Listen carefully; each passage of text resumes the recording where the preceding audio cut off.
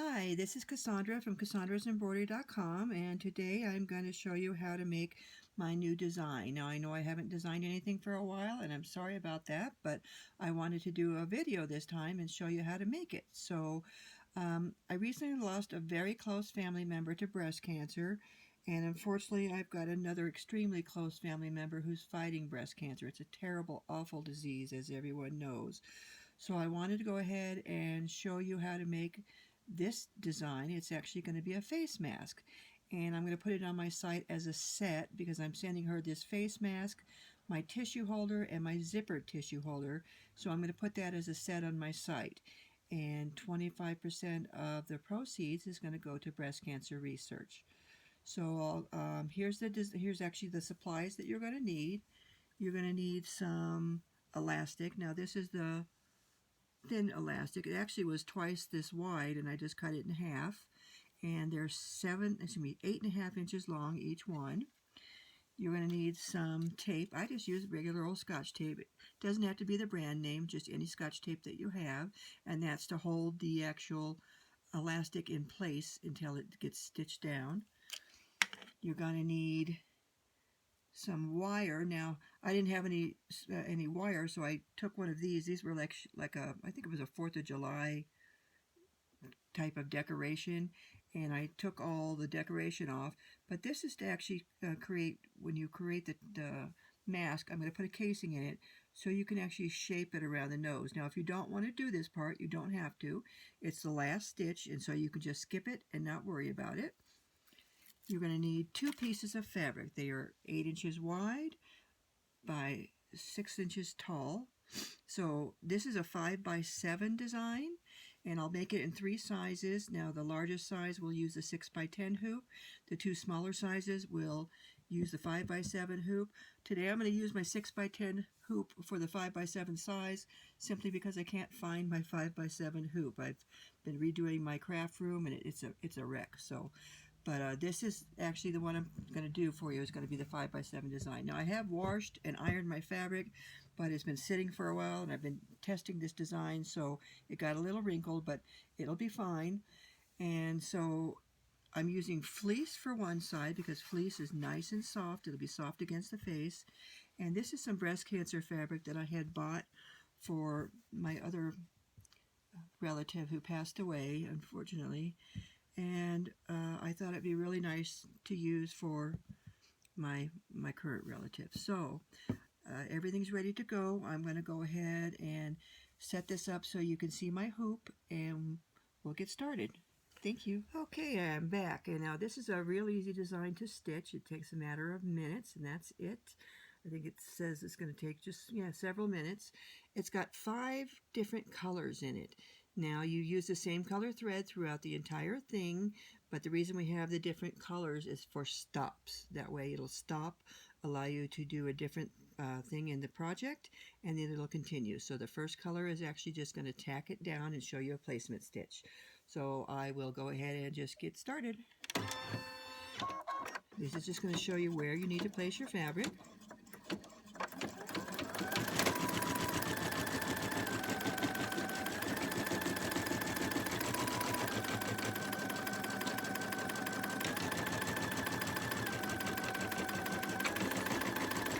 I usually place the fabric that I want to be on the back. I place that first.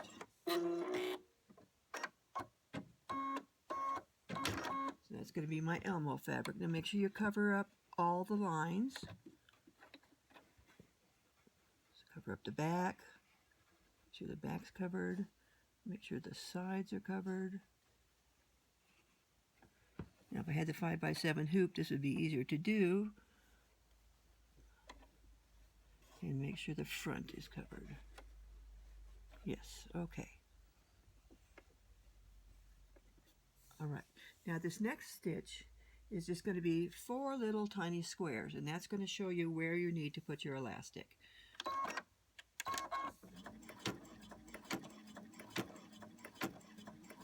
Now these actually stitch on the outside of the outline, so they won't interfere with the design at all.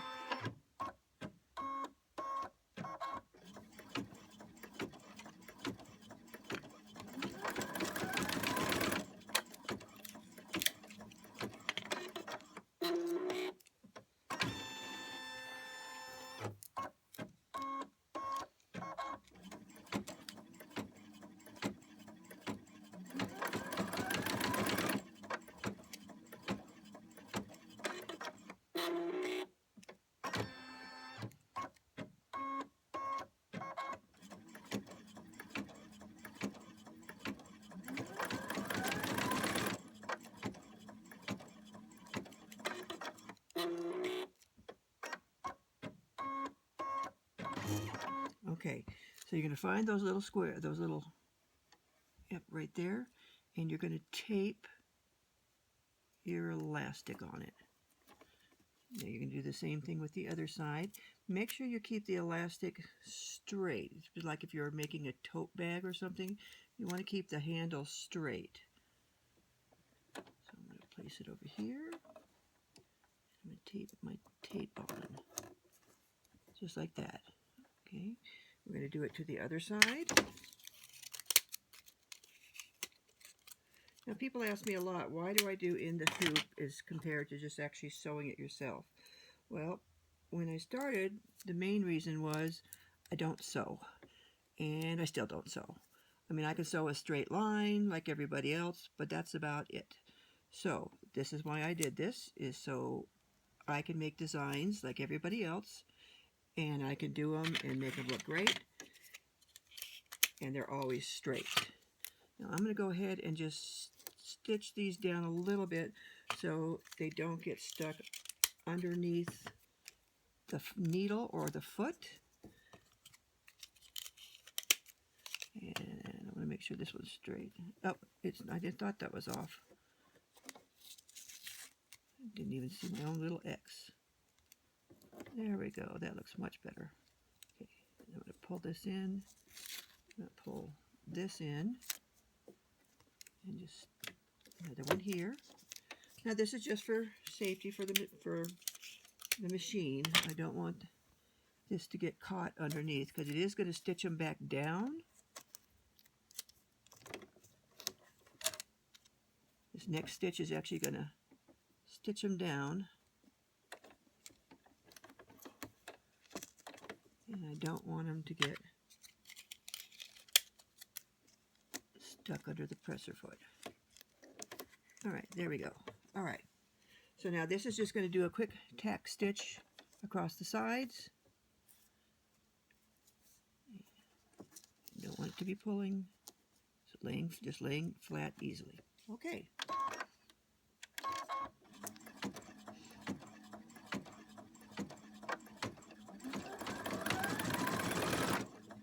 Just like that. It's going to do all 4 of them.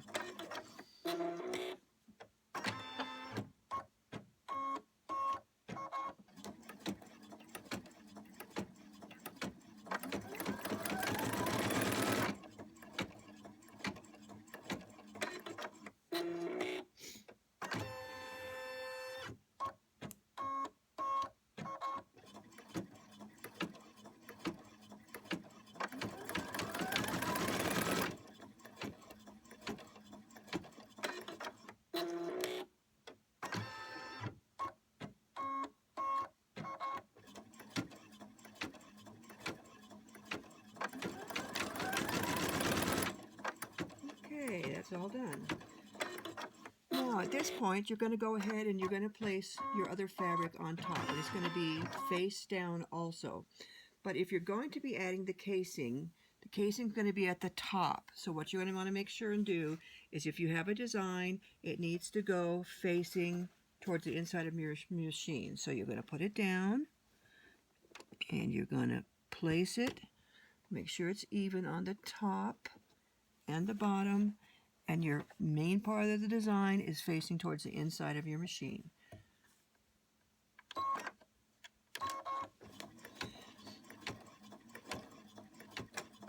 Now this is going to go up first, then we go back down. That's because I want those seams down there to be reinforced. And the reason for that is when we turn it,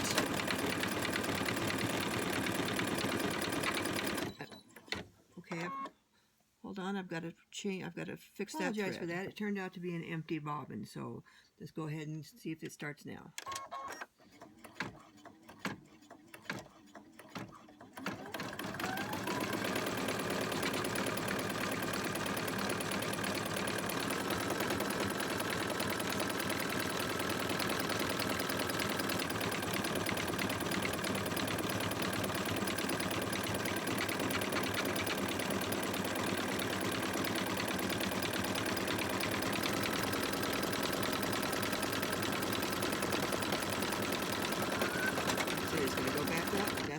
reinforcing. Okay, let's try this again. I'm going to do it real quickly. Luckily I have an Elegante, excuse my hands, but it does have an auto thread for me. So I'm going to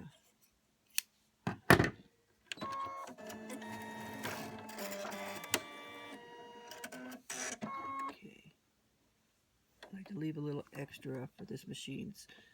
I know to a lot of you this is a dinosaur, but I love it, so. Alright. Just going to go back a couple stitches. Alright.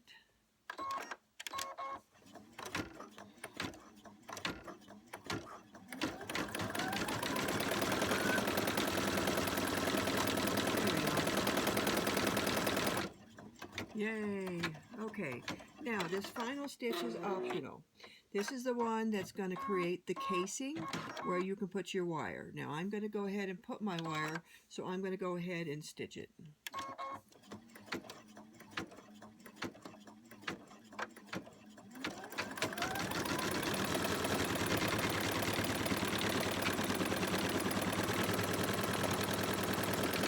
This is just a double stitch, but because it's going over it twice, it's really reinforcing it.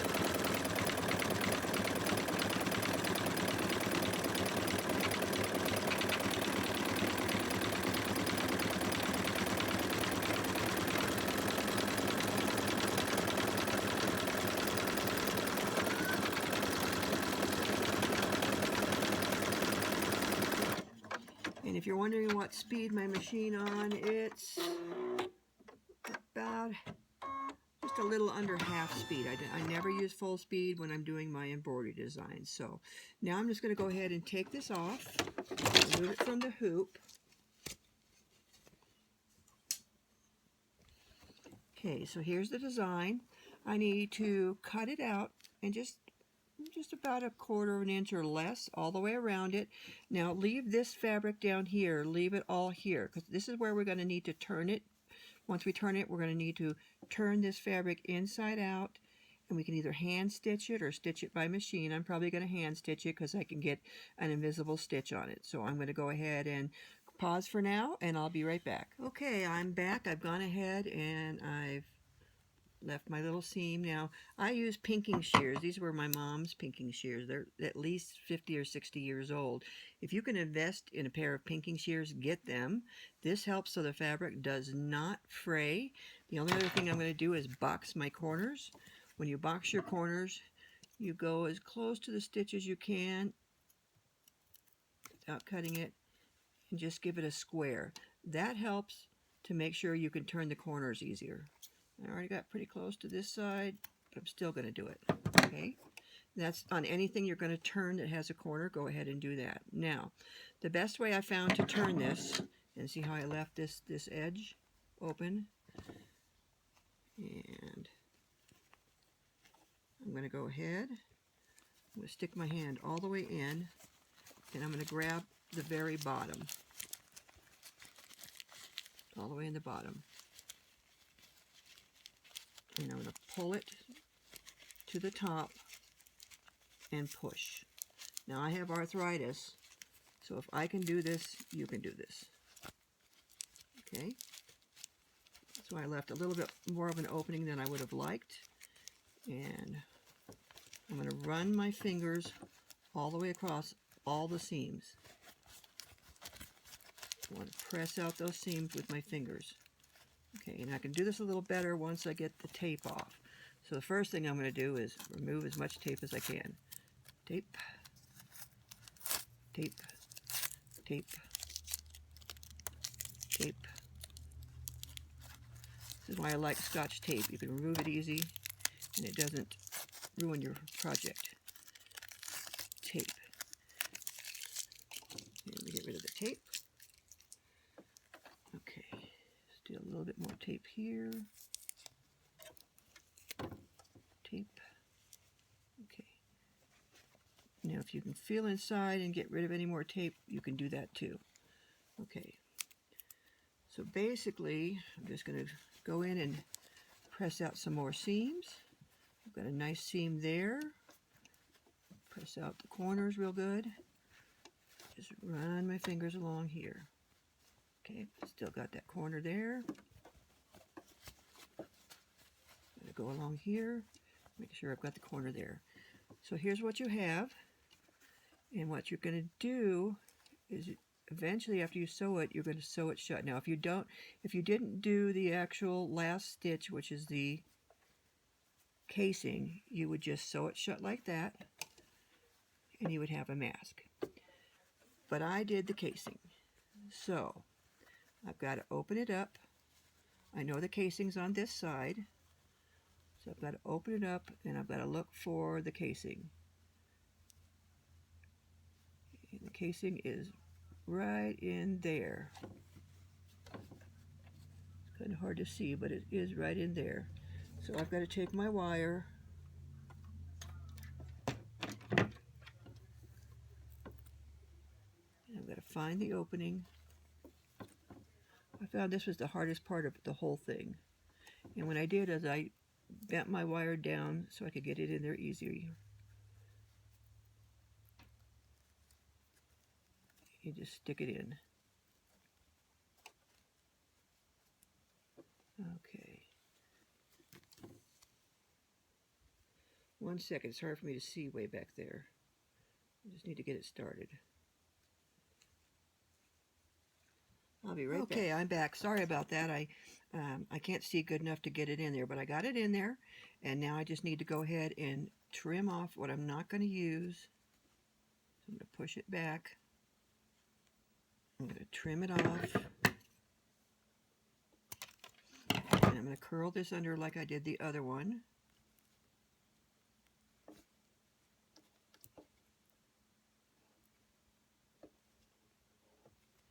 And I'm going to pull the fabric back over. Okay? So now I've got the wire in there. So now the only thing I need to do now is tuck this under. I need to hand stitch it, and there's my mask. Okay, like I said, I'll be putting this on my website. It'll be the introductory special, of course, on my sites. There was always $6, and then it'll actually be the set of 3. So thank you so much for watching. And people ask if you can actually sell my designs. You may not sell the embroidery design itself. That is copyrighted. But if you want to make this mask and then sell the mask or sell the tissue holders, that you can do, as long as you do not mass produce it. And my designs always come with instructions, and I'm going to take some photos from this video, and then I also include the color chart. So thank you so much for watching, and have a great day.